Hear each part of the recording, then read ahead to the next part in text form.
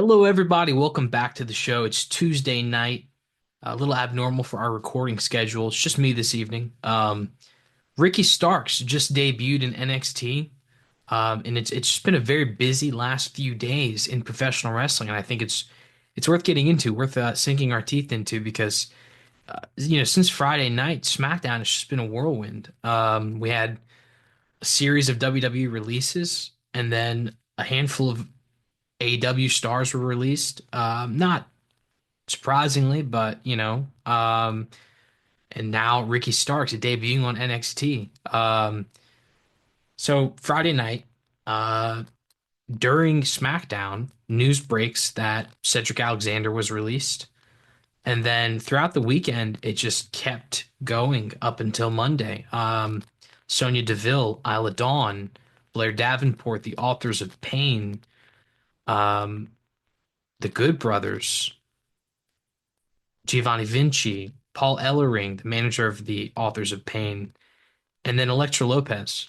So you have just a slew of WWE releases, which is not uncommon for WWE. They talk about these quarterly reviews and how people that are in probation get released if they don't meet the requirements to keep their job, essentially. And in the world of professional wrestling, it's weird to say that someone's not performing when the booker is the one who has control over their fate, but uh, evidently WWE didn't feel like they needed the services of these wrestlers anymore or these performers.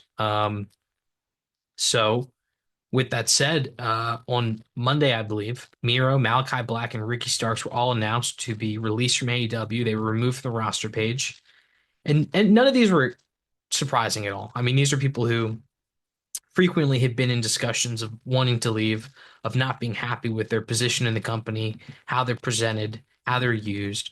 Ricky Starks and Miro have not wrestled in Miro over a year now. Ricky Starks almost a year now. And then Malachi Black constantly in the rumor mill of is he leaving, is he not? When Brody King and Buddy Matthews rebranded as the Hounds of Hell, I think the writing was on the wall. At that point, he was definitely leaving. So none of these were surprising. Now, with Ricky Starks, he's releasing a day later. He debuts on NXT. The Revolution is televised. He's back. He's ready to get back to work. And Starks he's in his early 30s, so I would still consider a young star. He has not entered his prime yet, and it's going to take time to adapt to that WWE television system. So going to NXT is natural. He needs to develop, not necessarily as a talent or as a worker, but as someone who's being presented on television, because that WWE way of working on television is different than AEW. But it's so jarring. I mean, one minute he's signed and we're wondering what's going to happen, and the next, boom, he's in WWE. And Friday night he works at Defy Wrestling, beats Kenta for the Defy Championship.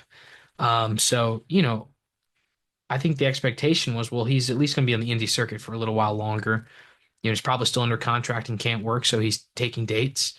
But now he's in the thick of things, and you have to imagine that it's not going to take him long to be in that title picture because he comes with so much momentum, and people have been clamoring to see him in WWE because he just hasn't been used in AEW. Why? We don't know. It's really tough to say. I mean, reports have varied. He says that he has not turned down creative. They just haven't sent him anything. They haven't asked him to show up for work. Um, a lot of people take this back to the Royal Rumble 2 years ago, I believe, where he was there in support of Cody Rhodes. I think a lot of people backstage thought that was a strange decision. He thought it was innocuous and nebulous, and he didn't think it would affect his standing in the company. Previously he had a great feud with MJF. While it was short, it culminated in Winners Coming 2022. He was MJF's first challenger for the AEW World Heavyweight Championship. They had a great match, a great series of promos. I mean, they had so much chemistry together. And then he goes into the summer a program, I'm sorry, with CM Punk for the Real World's Championship. They had a slew of electrifying segments and matches on Collision in that early Collision era when Punk was still involved. That feud was supposed to culminate in a match at All Out 2023. Unfortunately, at All In, the fight between Punk and Jack Perry happened, and Punk was fired immediately. So all that work that went into that, Ricky Starks never reaped the benefits of it because he didn't get that match All Out. He did end up wrestling Bryan Danielson, but it wasn't the main event, which was planned for him, I'm sure. The show was in Chicago. And yeah, while he was probably going to lose that match, the spotlight in a main event against CM Punk was going to be huge for him. Instead, he has a middle of the card match with Bryan Danielson, a fantastic match, nonetheless, but a middle of the card match. And he had a great program with Bryan Danielson, but after that, he was shifted into this world tag team picture with Big Bill.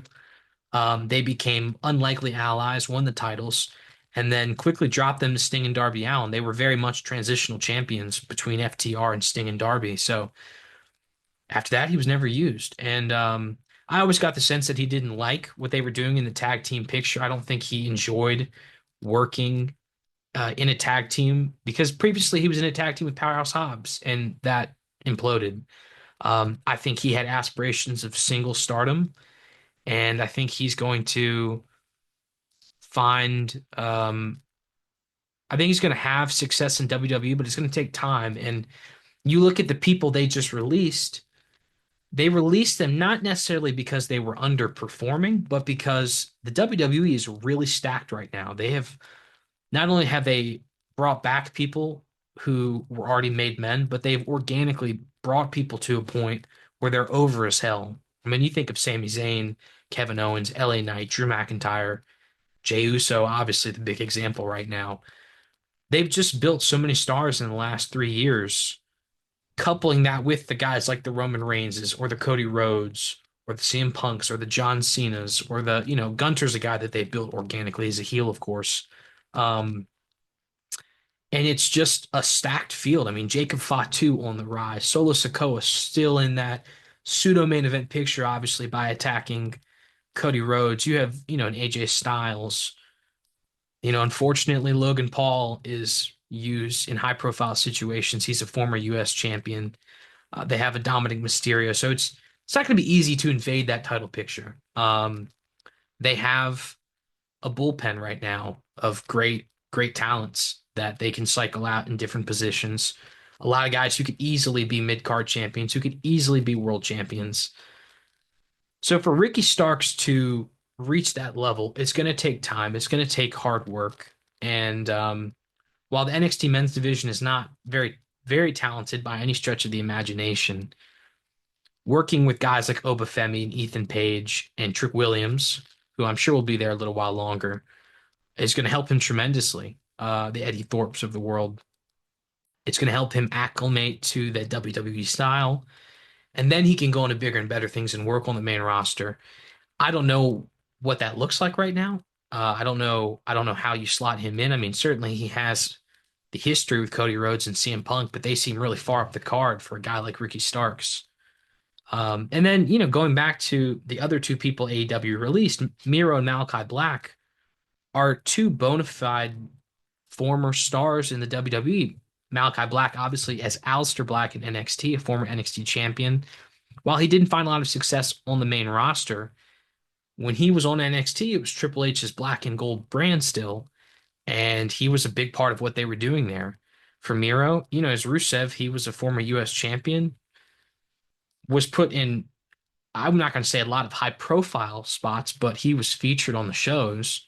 Certainly, him and Lana were a pretty big act for that time. And I think we've ingrained in our minds that this wrestling thing right now is kind of a two-party system. You have AEW and the WWE, and if you're a big name, you're kind of either trying to land in either of those spaces.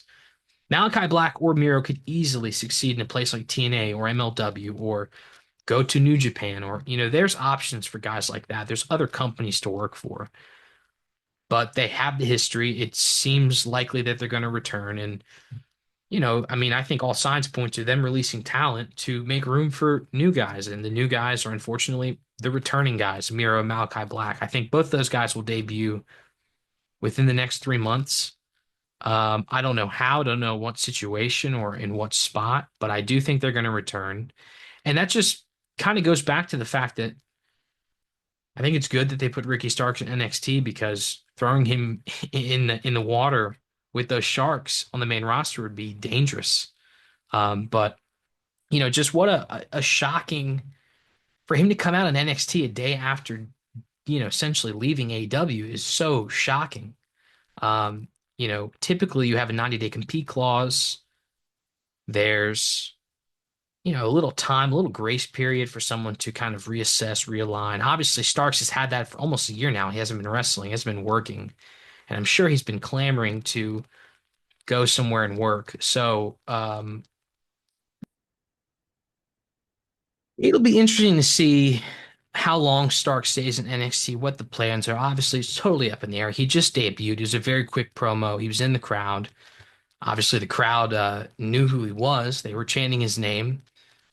He seemed very excited to be back in professional wrestling on national television. And typically speaking, the CW NXT does garner more attention than AEW does right now. So, while I'm sure there's some crossover between who knows him and who doesn't, I'm sure there were a lot of new eyes on him, people who don't know him, people who are going to get to know him soon. And I think he's going to be a big player there in NXT. And I think working with guys like Trick Williams and Obafemi, it's going to be great. Ricky Starks is great I mean, to say he's great on the microphone, I think is an understatement. He's one of the better talkers in wrestling today. He's fantastic in the ring, very solid worker. He's undersized, but I think his size belies his ability and his bravado that makes him seem bigger in the ring. Um, I think if his match against MJF was great, his match against Danielson was great. He and Powerhouse Hobbs had great tag team matches against Swerve and Our Glory. Um, he's proven that he is competent in the ring. And his matches with Big Bill against Sting and Darby were good. His matches with Team Taz against Sting and Darby were good.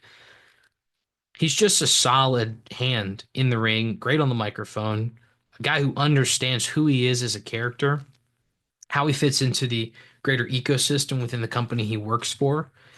And, you know, I I mean, certainly this is a broader conversation to have, but I think this is a perfect example of AEW failing to cultivate talent in a meaningful way. Now, we don't know what went on behind the scenes. I think clearly there was friction between Tony Khan and Ricky Starks, or between Ricky Starks and other members of the roster. Whether that was because of his relationship with Cody Rhodes and CM Punk, whether it was because of his personal conduct and temperament and the way he conducts himself. It's tough to say. We don't know. And he certainly wasn't able to shed any insight on that while he was contracted. And I don't know if he will now that he's gone because he's with another company and, there's a level of professionalism that I think he would probably like to maintain. But unfortunately, he's not there anymore. And I think a lot of fans want to know why. I think a lot of fans want to know why he wasn't being used, why he wasn't being asked to come to work. And in the professional wrestling business, it's probably best that those kind of things stay in the dark. I don't think everything needs to be shared. I don't think everything needs to be transparent. But when you have someone who you've been pushing in high profile situations, he's challenged not only for the World Championship at Winners coming against MJF and had great promos with him in the lead up to that, had a good match. But he was supposed to be in the main event of a pay-per-view against CM Punk for the real World's Championship. Now, of course, that wasn't a actual World Championship. It wasn't recognized by AEW, but narratively speaking, it was the top title on Collision. It was the thing that people were gunning after. Jay White wanted it, Ricky Starks wanted it. CM Punk, I mean, I guess this is really getting in the weeds, but he was technically never pinned as champion. He was just hurt and had to vacate the title after the fight with the Young Bucks or the Elite, I guess, the backstage brawl. He never lost the title. So when he came back, he sort of had the right to say he was still the lineal champion, if you will, in boxing terms. And Ricky Starks was supposed to wrestle him for that. So internally speaking, there's no denying that he was someone that they had a lot of faith in. You don't put someone in a world title match twice and not have faith in them. So for him to just abruptly leave and not be on the program is, it's suspect. It's something you have to look at, and I think fans would like to have more insight as to why, because I think a lot of people liked Ricky Starks, especially when he was babyface. He was getting great reactions from the crowd. So for AEW on their front, it's unfortunate. For Ricky Starks, it's good to see him back on television, plying his trade as a professional wrestler. And at the end of the day, whether you like the WWE or you like AEW or you like both, whatever the case is that for the performers, these venues give them an opportunity to ply their trade, to make a living, to express themselves artistically, athletically, creatively, and that's good for professional wrestling. To have two places where people can go and make significant money is important for professional wrestling, and this is, proof positive of that. I mean, he gets released and a day later he's in NXT. Um, so. Yeah, let me know what you think about Ricky Starks' debut in NXT. I'm pretty candid on this program. I don't really watch NXT. I'm not the biggest fan of the program. I don't watch it weekly. There's so much wrestling to watch. But I'd like to know what you thought about his debut, what you think about what he might be doing over the next 6 months, if he should have debuted on the main roster. And let me know where you think Miro and Malakai Black are going to land and any of the aforementioned WWE talents who were released. I think of a guy like Cedric Alexander's would fit in great with the Hurt Syndicate in AEW, obviously with the history he's had. I think of Blair Davenport, formerly B. Priestley, who wrestled in AEW before. I think she would be great in that program. Um, the Good Brothers, former members of the Elite and Bullet Club, they would fit right in. So there's play here. I want to know what you guys think. Um, what release surprised you, if any of them did, and where you'd like to see Ricky Starks this time next year in a WrestleMania season. What would you like to see him doing? Still on NXT, on the main roster, a mid-card champion? Let me know. I'd love to hear it. Thank you all for watching. Please like, comment, and subscribe, and I'll see you guys next time. Bye bye.